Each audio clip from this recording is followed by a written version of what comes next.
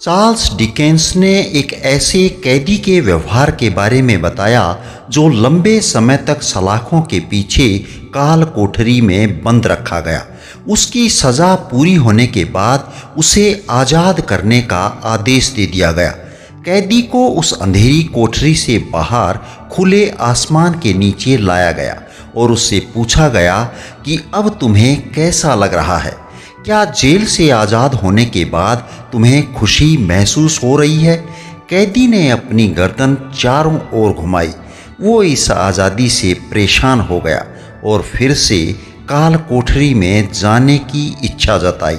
वो अपने आप को इस दुनिया और बदलावों को कबूल करने की बजाय उन हथकड़ियों और सलाखों के पीछे ही सुरक्षित महसूस कर रहा था, क्योंकि वो तो इसका आदी हो चुका था। बहुत से कैदी ऐसा ही व्यवहार करते हैं। वो जानबूझकर ऐसे अपराध करते हैं ताकि उन्हें तुरंत जेल भेज दिया जाए। उन्हें आज़ादी से कुछ भी लेना देना नहीं होता है। वो तो बस अपनी जिम्मेदारियों से छुटकारा पाना चाहते हैं। ये एक नकारात्मक सोच है और याद रखें, नकारात्मक सोच हर वक्त सीमाओं में कैद रहती है। हार्वर्ड विश्वविद्यालय के फिलोसोफर और साइकोलॉजिस्ट विलियम जेम्स का कहना है कि आज की पीढ़ी की सबसे बड़ी खोज यही है कि इंसान अपना एटीट्यूड यानी कि नज़रिया बदलकर अपनी ज़िंदगी को बेहतर बना सकता है। एक आदमी एक मेले में तरह तरह के रंग बिरंगे गुब्बारे बेच रहा था। वो बच्चों को आकर्षित करने और अपनी बिक्री बढ़ाने के लिए बीच बीच में अलग अलग रंगों के गुब्बारों में हीलियम गैस भरता और उसे हवा में उड़ा देता। बस फिर क्या, बच्चे उसी रंग के गुब्बारे को लेने के लिए दौड़ पड़ते। ये सारा खेल गुब्बारे बेचने वाले के पास खड़ा एक छोटा बच्चा भी देख रहा था। कुछ देर बाद उस बच्चे ने गुब्बारे के एक पैकेट पर उंगली रखते हुए बड़ी ही मासूमियत से पूछा, अंकल, अगर आप इस पीले गुब्बारे को भी हवा में छोड़ेंगे तो क्या ये भी उड़ जाएगा? गुब्बारे वाला थोड़ा मुस्कुराया और उसने बच्चे को बड़े प्यार से समझाया, हाँ क्यों नहीं बेटा, गुब्बारा अपने रंग की वजह से थोड़ी ही ना उड़ता है, ये तो उसके अंदर भरी हुई चीज यानी गैस उसे उड़ाती है। अब तो आप समझ ही गए होंगे, ये गैस ही उस गुब्बारे का एटीट्यूड है। ये अच्छा या बुरा दोनों तरह का हो सकता है। अच्छे एटीट्यूड के बिना ना ही तो आप अच्छे स्टूडेंट और ना ही अच्छे माँ बाप, मालिक, कर्मचारी या फिर अच्छे शिक्षक बन सकते हैं। हमारा क्षेत्र जो भी हो, कामयाबी की बुनियाद तो नज़रिया ही है। नज़रिए से जुड़ी एक और कहानी जान लेते हैं। एक गांव के पास जंगल में एक गोलियत नाम का राक्षस रहता था। हर आदमी के दिमाग में उसकी बड़ी दहशत थी। थोड़ा सा अंधेरा होते ही लोग अपने घरों में दुबक जाते थे। कुछ ही दूरी पर दूसरे गांव में एक भेड़ बकरी चराने वाला लड़का रहता था। लड़के का नाम डेविड था। जब लड़के को इस राक्षस के बारे में पता चला तो उसने कहा कि तुम सब मिलकर इस राक्षस को मार क्यों नहीं देते हो? इस पर लोगों ने कहा, अरे नहीं, वो इतना बड़ा राक्षस है कि उसे मारा नहीं जा सकता। इस पर डेविड ने कहा कि बात ये नहीं है कि वो इतना बड़ा है केवल इसलिए नहीं मारा जा सकता, बल्कि हकीकत तो ये है कि उसका शरीर इतना बड़ा है कि तुम्हारा कोई भी निशाना चूक ही नहीं सकता। और डेविड ने उस राक्षस को अपनी गुलेल से ही मार डाला। राक्षस तो वही था, लेकिन डेविड का उसे देखने का नज़रिया गांव वालों से बिल्कुल अलग था। पॉजिटिव सोच रखने वाले इंसान के लिए एटीट्यूड ही कामयाबी की सीढ़ी बन जाता है और नेगेटिव सोच इसी एटीट्यूड को अपनी सफलता की राह में रोड़ा बना लेती है। यही वजह है कि कुछ लोग और संस्थाएं दूसरों के मुकाबले अधिक सफल होते हैं, क्योंकि नज़रिया ही इंसान को ज़्यादा वफादार बनाता है। नज़रिया बेहतर होने से लोगों में टीम वर्क की भावना बढ़ती है और यही उनकी सफलता का राज होता है। बहुत सी कंपनियों में ग्राहकों से बात करने के तरीके सिखाए जाते हैं। उन्हें थैंक यू, विजिट अगेन और प्लीज़ कहना सिखाया जाता है।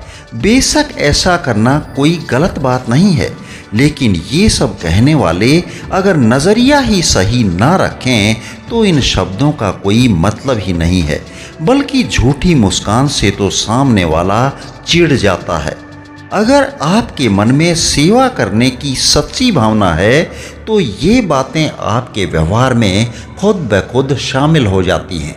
जिस तरह से कई मंजिला भव्य इमारत के तेज तूफानों में टिके रहने के लिए उसकी मजबूत नींव जिम्मेदार होती है, उसी तरह इंसान को जिंदगी में कामयाब होने के लिए अपनी नज़रिया रूपी नींव को मजबूत बनाना पड़ता है। शिव खेड़ा कहते हैं कि इंसान के नज़रिए को प्रभावित करने वाले 3 मुख्य कारक होते हैं। पहला है माहौल, एनवायरनमेंट, दूसरा तजुर्बा यानी कि एक्सपीरियंस, और तीसरा फैक्टर है शिक्षा यानी कि एजुकेशन। माहौल में सामाजिक और राजनीतिक दोनों तरह का माहौल जिम्मेदार है। इसमें आपका घर, ऑफिस, स्कूल, क्लीग्स, मीडिया, परंपराएं और मान्यताएं ये सब आते हैं। ये सारी चीज़ें हमारी तहजीब को जन्म देती हैं। अपने पड़ोस में झांक कर देख लें, एक घर ऐसा होगा जहां पर हमेशा शांति, लोगों की मदद करने वाले और सभी की इज्जत करने वाले लोग रहते हैं, और दूसरा घर ऐसा होगा जिसका घर तो केवल नाम ही है।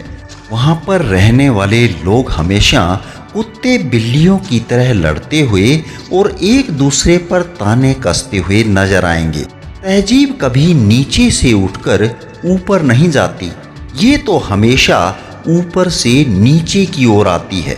जहाँ पर माहौल ही बुरा होगा तो वहाँ पर अच्छे की कामना कैसे की जा सकती है। जहाँ कानून का ना होना ही कानून होता है, वहाँ तो सब चोर, उचक्के और बेईमान ही मिलेंगे। अब बात कर लेते हैं तजर्बे की। आप दुनिया में जितने लोगों से मिलेंगे उतने ही ज़्यादा तजुर्बों से गुजरेंगे। यही तजुर्बा आपके व्यवहार में बदलाव भी करता है। जब हमारे साथ तरह तरह की घटनाएं घटती हैं और तरह तरह के अनुभव मिलते हैं तो यही चीज़ें हमारे रेफरेंस पॉइंट भी बन जाते हैं और फिर हमारे भविष्य का निर्माण करते हैं। इसी तरह से औपचारिक और अनौपचारिक दोनों तरह की शिक्षा हमारे जीवन पर गहरी छाप छोड़ती है। शिक्षा तो हर मायने में ऐसी होनी चाहिए जो हमें रोजी रोटी के साथ साथ लोगों से व्यवहार करने का तरीका भी सिखाए, पॉजिटिव एटीट्यूड रखना भी सिखाए। कई बार हम असमंजस में पड़ जाते हैं कि पॉजिटिव एटीट्यूड वाले लोगों को पहचाना कैसे जाए। देखिए, यदि कोई आदमी बीमार नहीं है तो इसका ये मतलब कतई नहीं है कि वह तंदुरुस्त है। इसी तरह से किसी इंसान का नकारात्मक नहीं होने का ये मतलब कभी नहीं हो सकता कि वो पूरी तरह से सकारात्मक है। सकारात्मक इंसान तो हर वक्त विनम्र, एनर्जी से भरपूर, मददगार और धीरज वाले होते हैं। ऐसे लोग हमेशा दूसरों की प्रगति को देखकर खुश होते हैं।